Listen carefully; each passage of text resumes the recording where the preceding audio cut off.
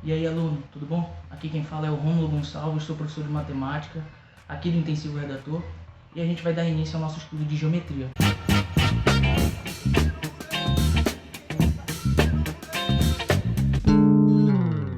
Vamos dar início à nossa aula de geometria, ok? Para a gente iniciar a geometria, a gente precisa ter alguns conceitos iniciais pré-estabelecidos, tá? Aqui eu tenho o ponto, a reta e o plano. Esses elementos eles são conhecidos como entes geométricos ou entes primitivos. Eles recebem esse nome pois não precisa de uma definição, apenas a representação dele já fica de compreensão aceitável para a gente, tá ok? Então a gente tem o ponto, ele é representado por letra maiúscula do nosso alfabeto. Eu tenho o ponto A, o ponto B, C, D, enfim, qualquer ponto eu consigo representar por letra maiúscula do nosso alfabeto. A gente tem a reta, que por sua vez ela é representada por letra minúscula do nosso alfabeto. Então eu coloquei aqui a reta Rzinho, mas eu poderia ter a reta S, a reta T, poderia ser qualquer representação de reta. Isso aqui é apenas uma representação. Essa reta pode ser esticada, né? Pode ser prolongada tanto para a direita quanto para a esquerda. Ela não tem início e nem fim. Toma cuidado que em alguns lugares a gente costuma ver ou ouvir as pessoas dizendo que a reta é uma linha. E não é verdade, tá? Porque a linha ela pode ser uma reta como pode ser uma curva. Essa linha curva a gente vai estudar melhor quando estiver falando de círculo e circunferência. Mas já te adianto que essa representação aqui de linha curva ela é chamada de arco da circunferência, beleza? O plano, por sua vez, ele é como se fosse uma superfície onde a gente estuda a reta e o ponto para formar figuras geométricas, beleza? O plano também ele não tem início nem fim. A gente pode prolongar, o espaço ele é infinito, tá bom? A gente tem aqui uma definição de espaço, né, que é o conjunto de todos os pontos. Esse conjunto de todos os pontos, né, se eles estão dentro de um plano e a gente consegue organizar ele, a gente forma as figuras geométricas planas. Se a gente tem esse espaço, né, formado por pontos organizados, a gente chama de figuras espaciais ou sólidos geométricos, que a gente vai ver no decorrer das nossas aulas também, tá bom? A gente tem aqui algumas variações dessas retas. A gente pode ter a semi-reta, o segmento de reta ou os segmentos consecutivos. A semi-reta é quando eu tenho um ponto contido nessa reta, tá ok? Um ponto contido nessa reta, onde eu consigo iniciar no ponto A e ir até o final da reta. A gente diz que ela é semi-reta quando isso acontece. Quando eu tenho um ponto contido nessa reta e eu consigo representar o sentido que eu quero dessa semi-reta, beleza? Então eu coloquei aqui para ti que o ponto A está indo no sentido do ponto B. A gente representa matematicamente como A, B, com uma seta em cima, beleza? Vamos para o segmento de reta. O segmento de reta nada mais é do que uma parte de uma reta. Ela começa num ponto e termina em outro.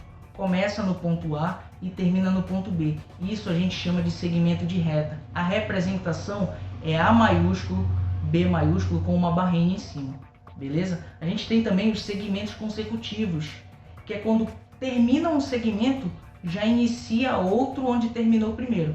Então a gente tem aqui o segmento AB, terminou o segmento AB, e quando começa o próximo segmento, já começa onde terminou o primeiro, que é no B. Então vai do B até o C, beleza? Então a gente tem aqui também posições relativas entre retas. Essas retas elas podem ter um ponto em comum, podem não ter ponto em comum ou podem ter todos os pontos em comum. A partir dessas definições a gente consegue dar nomes. As retas paralelas elas não possuem nenhum ponto em comum, tá ok? Essas retas paralelas elas possuem uma distância para todos os pontos que a gente quiser dentro dessas retas. Então elas são equidistantes, a gente diz que elas têm a mesma distância, beleza? As retas que são concorrentes, elas possuem um ponto em comum. Esse ponto em comum aí, quando ela é representada e formando ângulos que a gente já vai ver, forma ângulos de 90 graus, elas são chamadas de retas perpendiculares, pois formam um ângulo de 90 graus, beleza? As retas concorrentes, elas têm esses nomes, pois elas têm um pontinho em comum. Então, se tem um ponto em comum entre essas retas, elas são concorrentes. A gente vai agora para as retas coincidentes, que é um conceito que quase nem é utilizado mais. Por quê? As retas coincidentes, elas possuem todos os pontos em comum.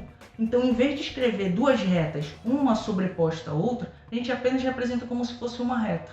Então, a gente não tem muita aplicação para esses conceitos de retas coincidentes. Agora, retas paralelas e retas concorrentes, principalmente quando elas são perpendiculares, isso aí tem de muito, tá? Principalmente na nossa provinha do Enem.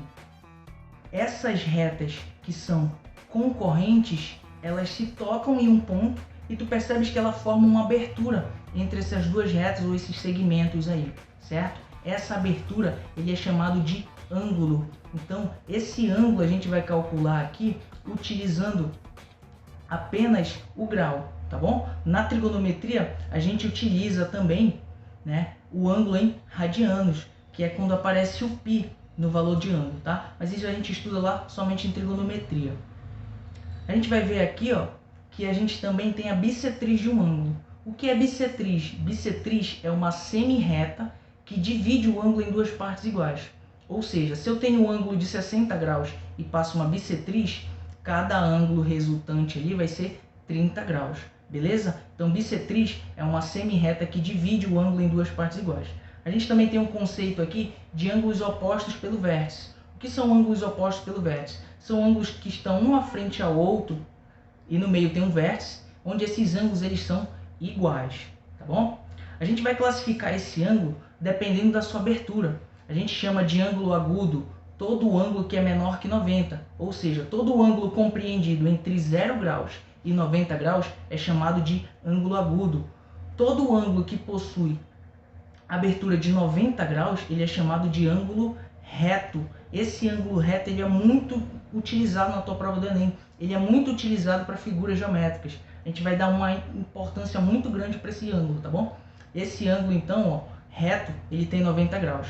Todo ângulo que é maior que 90 e menor que 180 graus, ele é chamado de ângulo obtuso. E todo ângulo que tem 180 graus, ele é chamado de ângulo raso. É como se fosse somente um segmento, beleza? Como se fosse somente uma reta, tá ok? Então a gente dá esses nomes aí para esses ângulos. Outra característica ou outra definição para ângulos, né, 2 a 2, a gente diz, né, que esses ângulos eles são complementares, suplementares ou replementares, dependendo da soma de dois ângulos. Se dois ângulos somados me resultar em 90 graus, a gente diz que eles são ângulos complementares. Se a soma desses dois ângulos me resultar agora em 180 graus, a gente diz que esses ângulos são suplementares. E se a gente tem a soma de dois ângulos e ele é igual a 360 graus, a gente diz que esses ângulos eles são replementares. Beleza? São definições de ângulos que somados me resultam em 90, 180 ou 360 graus. Beleza? Coloquei aqui agora um exemplo para a gente aplicar esses conhecimentos, né, que já apareceram na prova do Enem. Aqui eu tenho uma questão do Enem de 2013 do PPL. Essa questão diz o seguinte, ó: o símbolo internacional de acesso mostrado na figura anuncia local acessível para portador de necessidades especiais. Na concepção desse símbolo foram empregados elementos gráficos geométricos elementares. Então ele está falando de elementos geométricos contidos aqui nessa figura de portadores de necessidade. Então ele fala o seguinte, ó, ele quer saber os elementos geométricos que consistem nos contornos das partes claras das figuras são. Então ele só quer as partes claras, o contorno das partes claras. Tu percebe, ó, que esses contornos das partes claras eles são segmentos de reta. Por quê? Aqui, ó, na pessoa, né, no bonequinho que representa a pessoa, tu percebe que tem segmentos de reta. Começa num ponto e termina em outro. Se começa num ponto e termina em outro, então a gente tem segmentos de reta. Beleza. Outra coisa que a gente tem é uma linha curva. Uma linha curva. Essa linha curva, eu te disse lá, só citei para ti como exemplo, que ele é chamado de arcos de circunferência. Então a gente tem aqui, ó, se tu perceber, somente segmentos de retas e arcos de circunferência, tanto no formato da cadeira quanto no formato da cabeça da pessoa aqui. Beleza? Então a alternativa correta aqui seria a letra E, arcos de circunferência e segmentos de reta. Beleza? Essa foi uma questão do Enem de 2013 PPL. Uma questão mais recente sobre essas definições iniciais de geometria, a gente tem aqui no Enem de 2017. Ele diz o seguinte, ó: a imagem representada na figura é uma cópia em preto e branco da tela quadrada intitulada O Peixe, de Marcos Pinto, que foi colocada em uma parede para exposição e fixadas no ponto A e B. Por um problema de fixação de um dos pontos, a tela se desprendeu, girando rente à parede. Após o giro, ela ficou posicionada como ilustrado na figura, formando um ângulo de 45 graus, tá? Com a linha do horizonte. Então, a imagem, né, do peixe, né, que era um quadro, ficou desse formato. Eu tenho aqui um quadro que está fixado nos pontos A e B, e aqui é depois do desequilíbrio lá de ter soltado do ponto A, ele girou e ficou pendurado dessa forma, tá? Ele ainda fala assim, ó: para recolocar a tela na sua posição original, deve-se girá-la rente à parede no menor ângulo possível inferior a 360. Então, ó, ele quer saber, como pergunta, a forma de recolocar a tela na posição original, obedecendo o que foi estabelecido e girando em um ângulo D. Então ele quer saber o que a gente deve fazer para recolocar o quadro no lugar. Então percebe o seguinte, ó, que eu tenho a representação de um ângulo reto aqui, ó. Eu tenho a representação, esse segmento daqui até o ponto B, e do B para cima eu formo um ângulo reto, um ângulo de 90 graus. Isso é importantíssimo tu enxergares isso, a representação do ângulo de 90 graus. Então tu percebe que se eu posicionar esse ângulo de 90 graus na figura 2, onde ele me dá o ângulo de 45, eu vou ter 90 graus mais 45. Eu vou ter 135 graus. E aí eu vou pensar acerca desse ângulo de 135 graus, o que eu posso fazer com o quadro para reposicioná-lo no ponto A. Então eu vou fazer o seguinte, ó. Aqui, de forma mais didática, eu preenchi a parte de baixo de vermelho e a parte de cima de azul. Quando ele gira, ele tem esse formato, ó. Ele fica com essa parte azul abaixo do ângulo de 45 e aqui em cima forma um ângulo de 90 graus. Então, se a gente somar 90 mais 45, a gente tem 135 graus. O que a gente deve fazer? A gente deve girar esse quadro do peixe, né, no sentido horário a 135 graus. Se a gente fizer esse movimento de 135 graus no sentido horário, a gente tem o posicionamento inicial. Portanto, a alternativa correta aqui é letra B, 135 graus no sentido horário. Beleza, galera? Então, a nossa aula inicial sobre geometria é isso: ângulos, reta, ponto e assim por diante. Beleza? A gente se vê numa próxima aula aí, galera. Valeu!